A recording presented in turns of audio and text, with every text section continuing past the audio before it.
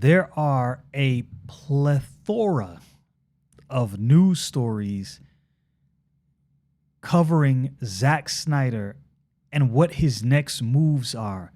For months now, I've been seeing, restore the Snyderverse. Obviously, he's been posting constantly on social media, I think trolling everybody. Maybe something is coming out of it, I don't know. But he's been posting different pictures of Wonder Woman with Gal Gadot, Superman Henry Cavill, and Ben Affleck as Batman. And people have been speculating based on those posts. I also saw something about 300, a third movie coming out. Anyway, I don't know where that's going.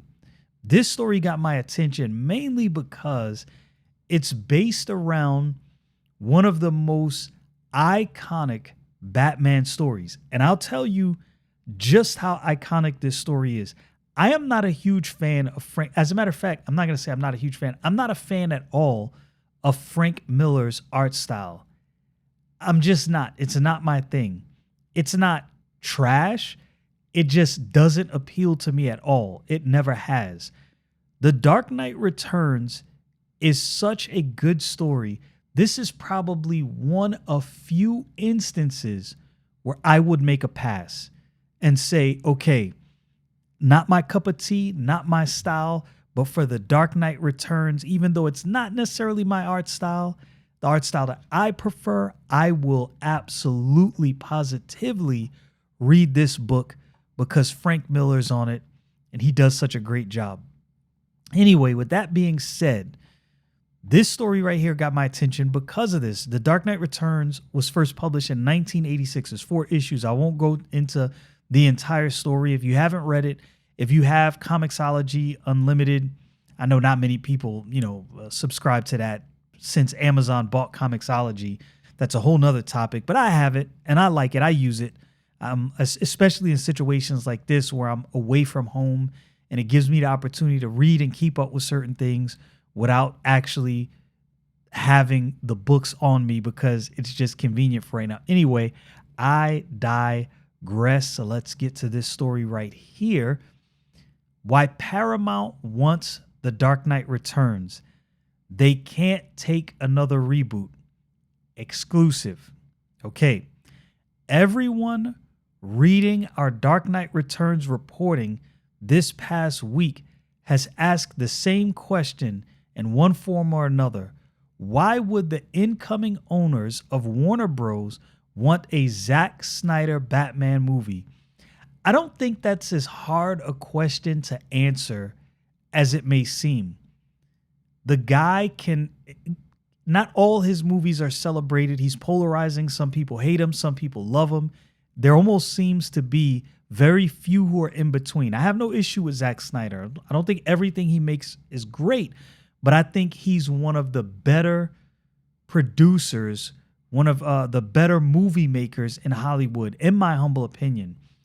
But I think it's kind of obvious. They want butts in seats. They want tickets sold, and they don't want, especially a Batman movie, to flop. We put it out. We put it to our insiders, the same insiders who told us that Hal Jordan dies, which was confirmed last night. Interesting. I have not watched The Lanterns. I need to ask my cousin, cuz if you're watching this video, how's The Lanterns? Is it good? Should I watch it? He's the Green Lantern guy, so he would be able to tell me if this is something that I should watch. I've never followed Green Lantern like that. I know very little about Green Lantern. Enough that I'm not lost, but not enough to know, is this any good? Is it true to the comic book or not? Anyway, the answer came back as a list, and none of it's fan service. It's business. Per our insider, there are few reasons Paramount wants The Dark Knight Returns. Two of them explain the whole week. Now, I wouldn't be surprised if it is just primarily they know Zack Snyder returning will bring back a multitude of people, and that's what they want because they want to make money. The first is the property itself. In our insider's words, it is the greatest, most iconic story of the most popular superheroes, Batman and Superman. Look, I cannot disagree with this at all. Like I said, if you've not read The Dark Knight Returns, you would be shocked at how much this one story influenced so many other things that happen with both Batman and Superman and DC in general. And the people who would green light it know what a new start costs. Internally, we're told the Ellisons, DeLuca, and the Saudi investors are in ongoing talks and know they can't take another reboot and build the characters up. Look at the record. Yeah, a reboot doesn't necessarily get you those butts back in seats, and it doesn't get this character to the forefront producing the numbers you want. Something like The Dark Knight Returns. Now, obviously, there are people who will be hyper critical if too many things about this storyline is changed. And this is that fine balancing act that they have to walk. You know, obviously you want some things on the silver screen to be done a certain way because everything in the comic book doesn't necessarily translate to the big screen as most people think. So I can definitely understand how this is like, oh, how do we handle this? Batman has been restarted on screen 4 times since Michael Keaton, counting the one James Gunn still hasn't cast, if it happens, and Superman 3 times since Christopher Reeves, not even counting TV. Each restart bought years of setup before the payoff. The Dark Knight Returns needs none of that. 2 actors the audience already accept as these characters in the most famous story ever told about them. Per our insiders already storyboarded. Yo, look, I wasn't necessarily immediately sold with Ben Affleck as Batman. Now, again, I'm not saying my opinion is the de facto law when it comes to this, but once you know it dawned on me and I thought about it, I'm like, this is an older Batman, kind of leaning more towards the end of Batman's career. I'm like, you know what? Ben Affleck actually makes more sense in that regard. And he kind of looks like how Frank Miller drew Batman in the Batman Returns. So I get it. Then the competition. With Spider-Man racing to 2 billion, it's already there. And Avengers Doomsday next, DC can't just rely on Matt Reeves' Batverse, they said. That is the landscape as it stands. Yeah, look, say what you want about Marvel. Marvel has had their missteps, but DC, when it comes to cinema, is far behind Marvel. Spider-Man Brand New Day just hit 2 billion, one of only 7 movies to do so. Avengers Doomsday lands December 18th. Meanwhile, Warner Bros. Own slate is in a slump. And this is true. Gunn's Supergirl is the worst performing DC movie of all time. That's crazy. And Reeves' next Batman isn't due until February 2028. It's really a shame that the Batman sequel didn't come, at least within a year after. And I don't know the inner workings. A lot of people have speculated about, why this movie is not out yet and what's going on. I don't know. 1, Gotham is not enough volume against that, which raises the objection everyone will make to Batman, to Batman. Our insiders say the new regime is already answered it. The new regime knows that Sony simultaneous Spider-Verse Sony's simultaneous Spider-Verse didn't hurt the MCU Spidey. Two Spider-Men, two audiences, no cannibalization.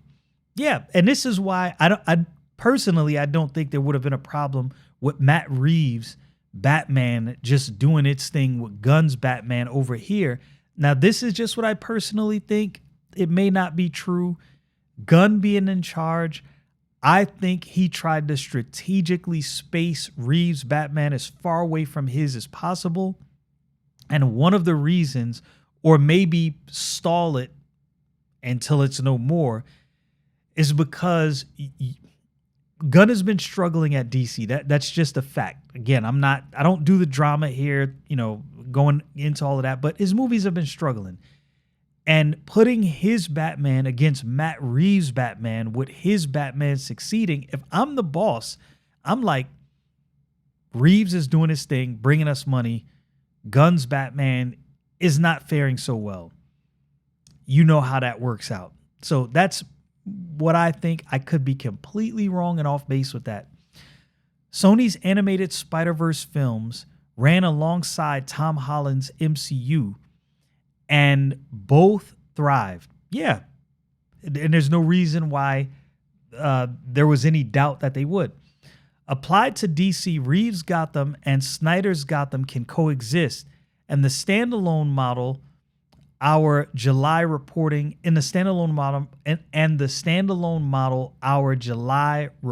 described.